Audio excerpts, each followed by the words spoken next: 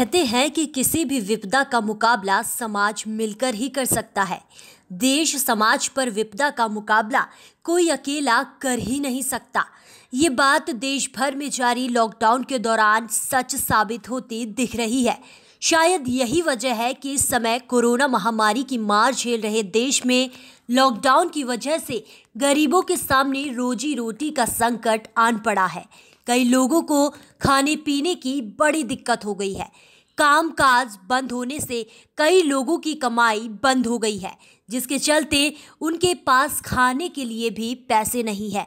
देश में कोई भी व्यक्ति भूखा ना सोए, इसी उद्देश्य से इस समय हजारों लोग गांव से लेकर शहर तक काम कर रहे हैं। कई संस्थाएं जरूरतमंदों को राशन उपलब्ध कराने से लेकर उनको भोजन तक करवा रही है। कोरोना वायरस के चलते देश भर में घोषित लॉकडाउन के दौरान उधम सिंह नगर जिले के रुद्रपुर शहर से कुछ लोगों ने मानव सेवा की अलग जगह रखी है। यहाँ पर हम आपको कुछ ऐसे लोगों से रूबरू करवाएंगे जहाँ पर आप देख सकते हैं कई लोग गरीब मजदूर जो ज़रूरतमंद है, काफ़ी लोग परेशान हैं। कुछ ऐसी तस्वीरें हम आपको दिखाएंगे जो दिल को सुकून देने वाली है। इस परेशानी में भी हम आपको उन लोगों से रूबरू करवा रहे हैं जो ज़रूरतमंद गरीब लोगों की सेवा कर रहे हैं, उनको भोजन करवाकर, उनको भोजन बांटकर।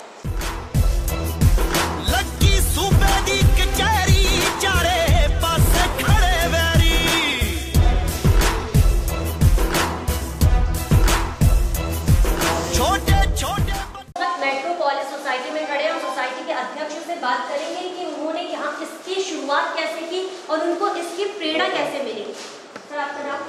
देवेंद्र साही जी। आपको इस चीज की शुरुआत कैसे आपने स्टार्ट करा? ये सब हमको अपने आप प्रेरणा आई कि बहुत से लोग पैदल जा रहे हैं, बसों से आ रहे हैं और टीवी में देख करके कि बहुत लोगों को परेशान हो रहा है, खाना भोजन पानी नहीं मिल रहा है। इसलिए हम लोगों ने 2 दिन का प्रोग्राम बना के इसको स्टार्ट कराया। उसके बाद लोग अपने आप आते गए और ये अनवरत चल ही रहा है, अब तक चल रहा है और ये महीना पूरा करने का हम लोग का लक्ष्य है और इसके बाद अगर आता रहा तो फिर आगे भी प्रयास करेंगे। आपको इससे कोई प्रशासनिक कोई मदद मिल रही है? नहीं, प्रशासनिक मदद कुछ नहीं, बल हम लोग बना के प्रशासन को ही देते हैं, वो लोग ले जाते हैं और कुछ जो पैदल आते जाते हैं उनको हम लोग देते हैं बॉर्डर एरिया पे जाके। तो ऐसा स्टार्ट तो हमने 2-2.5 सालों से किया था, अब 400-500 का 500 का 600। अब हम सांसद प्रतिनिधि से एक बार बात करेंगे। ये भी इस सेवा में लगे हुए भरपूर योगदान दे रहे हैं। सर, या आपको कैसे मतलब प्रेरणा मिली या आपको किस तरीके से आप यहाँ पर लोगों की मदद कर रहे हैं? देखिए, यहाँ पर जो हमारे जो अध्यक्ष जी हैं मेट्रोपोलिस सोसाइटी के आदरणीय साई जी और साथ में मौजूद हैं हमारे राय साहब जो भी बहुत ही अच्छे सामाजिक कार्यकर्ता हैं और हमारे ये जो शुक्ला जी आप सामने देख रही हैं, इनका भी बहुत ही बड़ा योगदान है इसमें। आज आप सभी लोगों के सहयोग से और ये कहना चाहिए जो देश में एक अलग जगी है, मतलब एक क्रांति हुई मोदी जी के उसमें नेतृत्व में और मोदी जी ने कहा कि जो है सबको जो है कोरोना के विरुद्ध लड़ाई में उतर जाना चाहिए। तो मैं भी स्वास्थ्य विभाग से सेवानिवृत्त भी हूँ, अपर संख्या अधिकारी था वहाँ, और तो मुझे थोड़ा बहुत इसका अनुभव भी रहा है।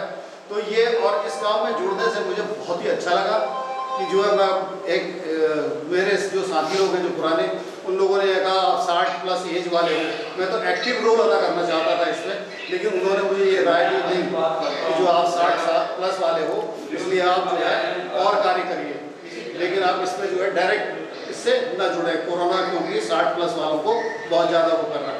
खैर, फिर आप ये जो कार्यक्रम है ये आप देख ही रही हैं और इसमें ज़्यादा से ज़्यादा लोगों को हम कोशिश यही कर रहे हैं कि उनको भोजन ज़रूरतमंद को प्राप्त हो पाए।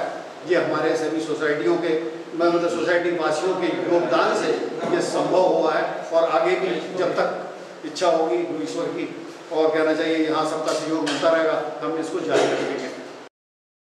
तो देखा आपने किस तरह से इस सोसाइटी के लोग एकजुट होकर मानव सेवा में लगे हुए हैं और कहते हैं आगे भी इसी तरह से लगे रहेंगे। यहाँ पर हमारे साथ एक और शख्स मौजूद है, आप देख सकते हैं ये काफी फुर्तीले नजर आ रहे हैं। आप देख सकते हैं ये खाना भी बनाने में काफी ज्यादा हेल्प कर रहे हैं। तो सर, आपका नाम? मेरा नाम सुनील शुक्ला है और जब लॉकडाउन लगा था तभी से हम चाह रहे थे, हम देख रहे थे परिस्थितियों को कि काफ़ी लोगों को आवश्यकता है और बढ़ते हुए संक्रमण को देखते हुए लॉकडाउन फर्स्ट में हम हिम्मत नहीं कर पाए कि हम लोगों के बीच में जाकर के राशन या इस तरह का खाना प्रोवाइड करवा सकें। लेकिन जब धीरे धीरे हमको सरकार की तरफ से छूट मिली और हमको ये बात समझ में आ गई कि हमें संक्रमण का किस तरह से ख्याल रखना है, सोशल डिस्टेंस को किस तरह से ध्यान में रखना, तो उन सब बातों को ध्यान में रखते हुए हम लॉकडाउन 3 में हम लोगों को हमने खाना वितरण करना शुरू करा। शुरुआती दौर में तो हमने 200-300-400 लोगों तक का खाना बनाया, क्योंकि हमें सीधे खाना वितरण करने की अनुमति नहीं थी, प्रशासन के द्वारा ही हम खाना अपना वितरित कर सकते थे। अब धीरे धीरे क्योंकि लोग सड़कों पर बाहर से भी आ रहे हैं, प्रवासी आ रहे हैं, लोग आते जाते मिलते हैं, सरकारी जिला अस्पताल में हमारे निःशुल्क भोजन की प्रतिदिन गाड़ी खड़ी होती है, उन लोगों को भी खाने की आवश्यकता है, तो लगभग 500, 600, 700 जितने खाने की आवश्यकता होती है, दोबारा भी जरूरत पड़ती है तो बना करके हम यहाँ से भेजते हैं। दिन में 1 बजे प्रतिदिन हमारा लंच शुरू हो जाता है और शाम को 4 बजे तक जितने लोग भी भोजन करना चाहें उनके लिए भोजन बना के यहाँ से भेजते रहते हैं। जी, तो पर्याप्त भोजन होता है या फिर कुछ कम या ज़्यादा ऐसा कुछ होता है? देखिए, लोगों के आने पर कई बार निर्भर करता है, कई बार बाहर से आने वाले लोग ज़्यादा भी हो जाते हैं, लेकिन हमारा ये टारगेट रहता है कि हम मिनिमम 500 से 600 लोगों का खाना तो बना ही लें। और जब हमारे यहाँ सब्जी बनती है तो हम आवश्यकता पड़ने पर जैसे वहाँ से डिमांड आती है, हम यहाँ पे पूड़ियाँ या चावल बना करके अगर हमारे पास सब्जी एक्स्ट्रा होती है तो भेज देते हैं। तो हमारा ये है कि हम 4 बजे तक आराम में अपना खाना चलाएंगे ही चलाएंगे। तो क्या उम्मीद है आगे अगर जैसे लॉकडाउन और बढ़ता है तो आप ये सेवा लगातार जारी रखेंगे या फिर कुछ? देखिए, ये तो सरकार की नीतियों पर है कि आने वाले समय में सरकार किस तरह का सहयोग, यहाँ के लोग, यहाँ के मजदूरों को कितना काम मिल पा रहा है, वो लोग वास्तव में सक्षम हो पा रहे हैं, नहीं हो पा रहे हैं। कई जगह तो ये भी देखने को आया है कि लोगों के पास पैसा है मगर रेस्टोरेंट नहीं खुल पा रहे हैं, तो वो लोग कैसे खरीद के भी नहीं खा सकते हैं। तो कुछ ऐसे लोगों को भी हम चाहते हैं कि उन लोगों की भी सेवा हो, उन लोगों के पास भी भोजन पहुँचे। उद्देश्य ये नहीं है कि ये वास्तव में गरीब लोग ही को भोजन पहुँच रहा है, कुछ लोग जरूरतमंद लोग हैं, वास्तव जरूरतमंद लोगों का भोजन पहुँचाना हमारा कार्य है। अगर लॉकडाउन इसी तरह बढ़ता रहा और सरकार रेस्टोरेंट या इस तरह से ओपन फूड खोलने के लिए प्रतिबंधित करती रही तो हम अपना लंगर लगातार चलाते रहेंगे।